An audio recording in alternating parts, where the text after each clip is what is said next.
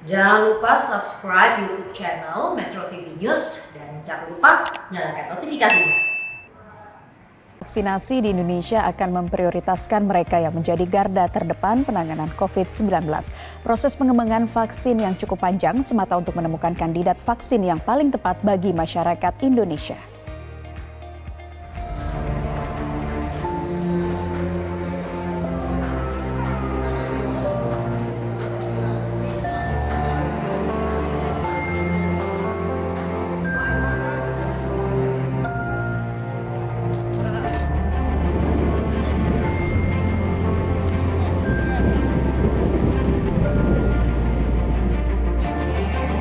Karena di rumah basicnya ibu itu perawat juga, makanya saya kuliah perawat karena sudah terbiasa bantu ibu gitu. Terus akhirnya jadi perawat.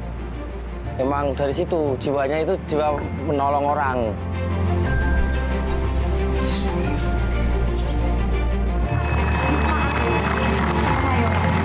Mudah-mudahan, nah karena yang kita laksanakan di sini kan mirip-mirip kehidupan militer, karena operasi ini operasi militer selain perang kan, military operation other than war, operasi kemanusiaan, salah satu tugas pokok tentara juga.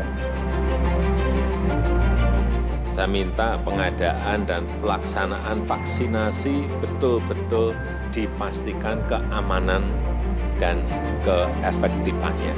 Dipastikan bahwa proses vaksinasi ini akan berjalan dan dilakukan secara bertahap. Dan hal ini perlu dijelaskan secara jelas, secara gamblang kepada masyarakat.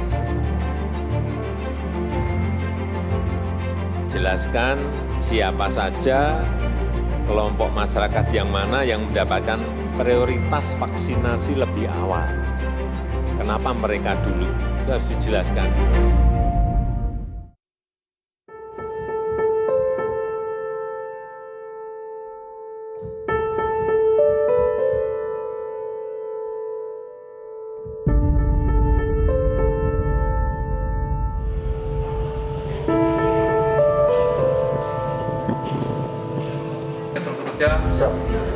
Tenaga kesehatan menjadi salah satu garda terdepan dalam penanganan pandemi COVID-19.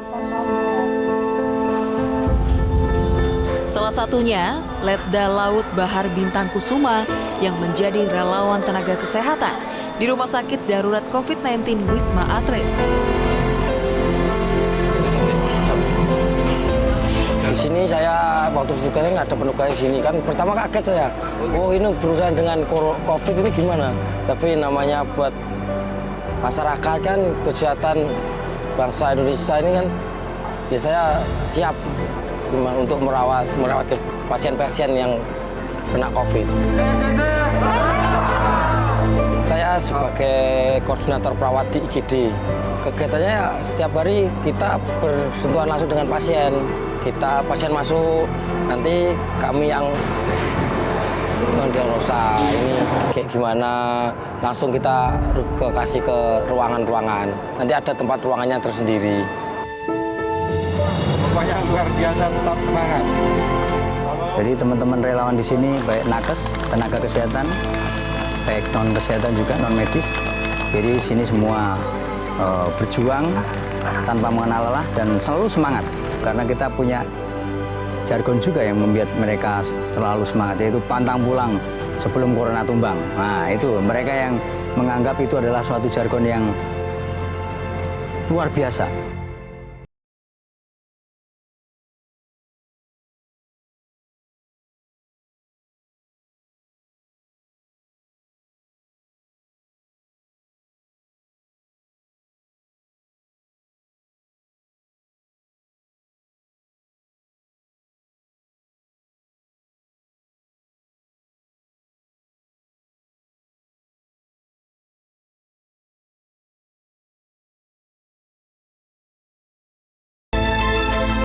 Pemerintah terus berupaya memprioritaskan pengadaan vaksin COVID-19 karena tak dapat dipungkiri bahwa kesulitan dalam mengendalikan penularan COVID-19 mendorong banyak negara, termasuk Indonesia, yang menunggu dan mengandalkan hadirnya vaksin COVID-19.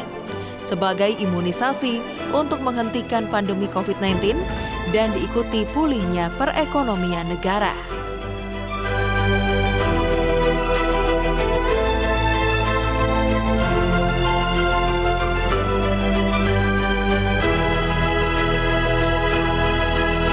Jadi pengembangan vaksin ini memerlukan proses yang cukup panjang.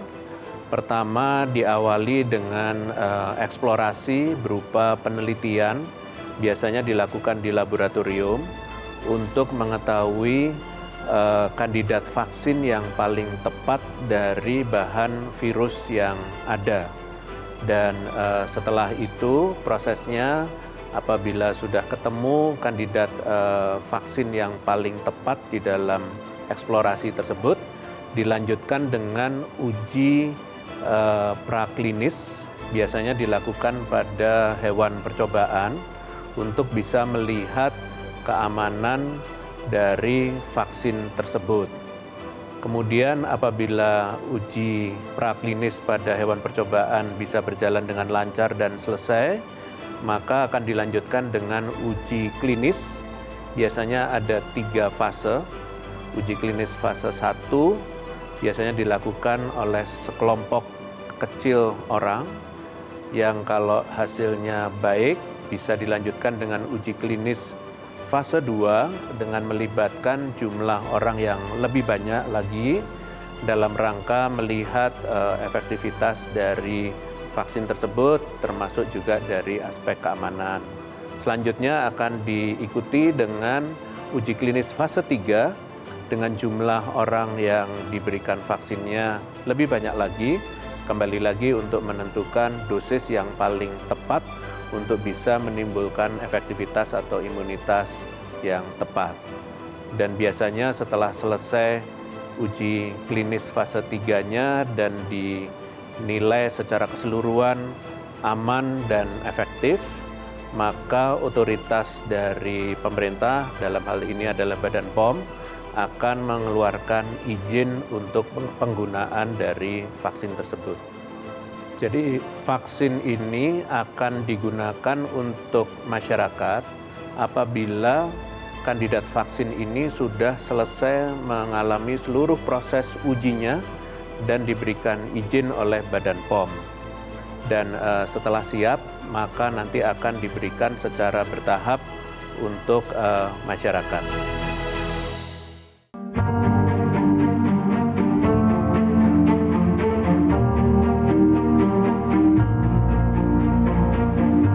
Nah, alhamdulillah di Indonesia ada BUMN pemproduksi vaksin yang sudah ekspor ke seluruh dunia, namanya Bio Farma. Tapi untuk menghasilkan vaksin COVID harus dilakukan 3 kali tes.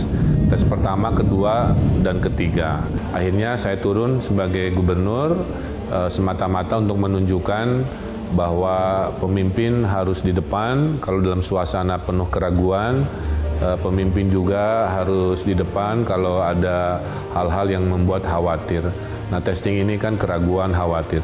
Nah, itulah sehingga harapan saya dengan saya jadi relawan, testing ini valid secara ilmiah, kemudian berhasil, dan nanti berhasil tidaknya saya akan bersaksi kepada masyarakat.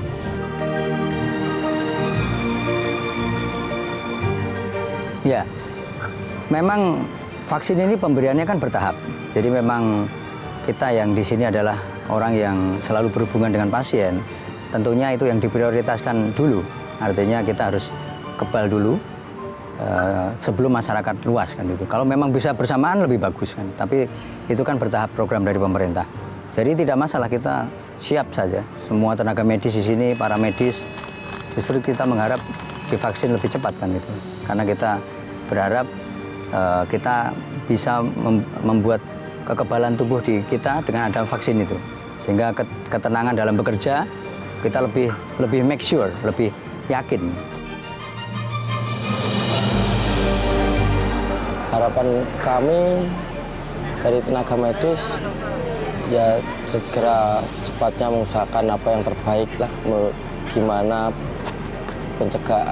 penanganannya gimana, kalau perlu vaksinnya ya cepat diadakan vaksin biar cepat selesai corona di Indonesia, biar kita menjadi normal lagi di Indonesia itu.